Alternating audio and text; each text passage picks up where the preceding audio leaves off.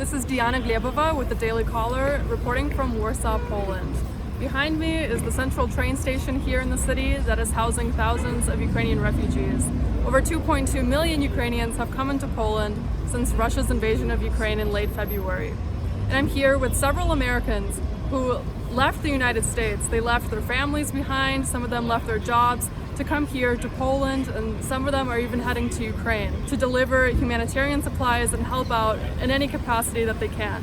Let's talk to them now. Mark J. Lindquist, former Staff Sergeant in the United States Air Force. I got out of the Air Force 10 years ago. So as I saw all of this unfold on the other side of the planet, as an American veteran who has something to give, I just couldn't sit at home and see the world do nothing and not respond on behalf of the people of Ukraine. My name is Peter Nordquist. I'm from Bemidji, Minnesota. For 6 weeks, I was watching the news reports from Ukraine, very frustrated, angry, felt helpless, empathetic, and I just finally wanted to do something. I saw Mark's interview on television in Minneapolis, and he just made a decision to come here to help the people in Ukraine, bringing supplies in, and I thought, I have the time. I'm going to do that. I'm going to help the people in Ukraine. So we're going to be driving medical supplies in for the wounded.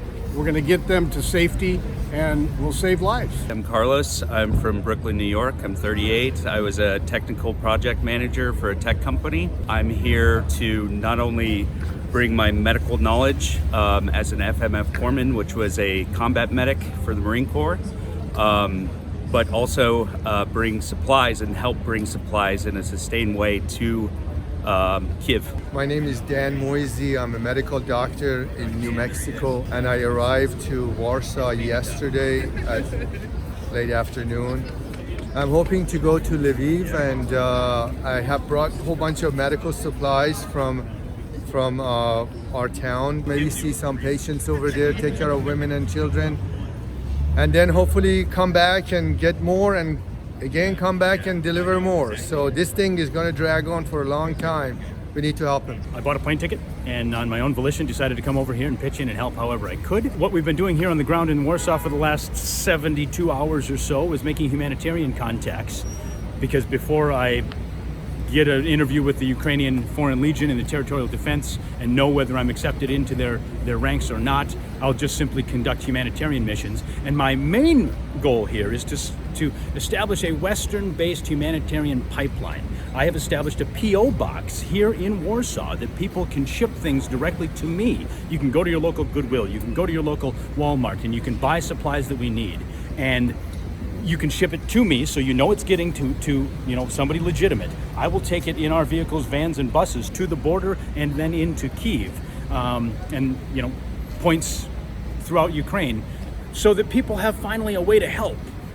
So we'll publish that P.O. box. We'll let you know the supplies that are needed on a daily basis, because it's a very dynamic situation, changing every day. And then the people of the United States of America and all points west can help the people of Ukraine and feel like they're doing something good. With their time, with their money, with their actions. When I got here, it was surprising to me, coming from a military background, that there wasn't more of a sense of urgency, a forward-leaning, problem-solving mechanism. For example, at the border, it's taking 12 to 24 hours to cross the border when the influx of people come. It has been 30 degrees Fahrenheit and below for the past week or so. It snowed here 6 inches in the last 48 hours. There's a baby that passed away due to hypothermia and exposure 5 days ago at the border because they didn't have enough heat in that line of refugees. And so I just ordered 1,200 emergency blankets to be shipped here to my P.O. box. We're going to deliver those down to the border, because nobody should freeze to death. Once you get to the border, you're finally almost free. You shouldn't die then. So we are going to go down there and add to the logistical operation with an American military mindset and forward-leaning attitude, and we're going to help these people so that senseless deaths like that don't happen anymore. So one of the things that we're going to be doing here this week is we've got a hold of a van. We're going to take it down to Przemyśl, which is about 6 miles west of the border, straight west of Lviv. They've requested some humanitarian supplies down there, so we'll take that run on Monday. We'll get some intelligence from the border about what's happening. And your mission? My mission is to work with them and see if we can get items on this list, which is combat medicine, if you want to zoom in on this. These are very expensive parts of medical gear to acquire.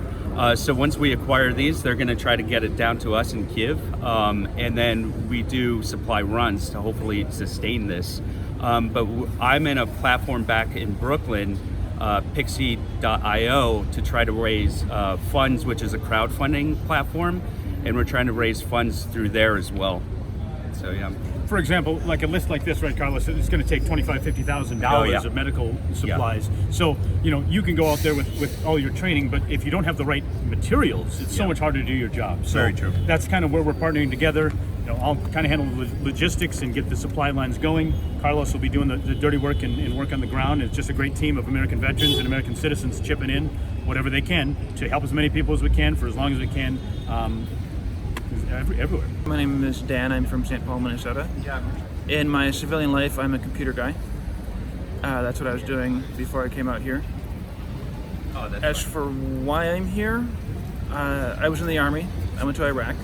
That was a while ago.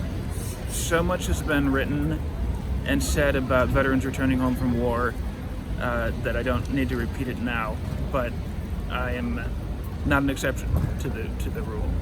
And when I heard that the Ukrainians were successfully repelling the Russian attack, that their morale was high, and that they were determined to fight, the contrast between that and the civilians that I was living with in the United States was striking. And I thought, these are people that I can stand next to. These are people that I can fight alongside. And when Zelensky said, I don't need a right, I need ammunition, the contrast between that leadership and the leadership that I had in Iraq was also incredible. So I wanted to fight, and I wanted to come over here and help him out. And when I heard that he was he was actually inviting people, that was all it took.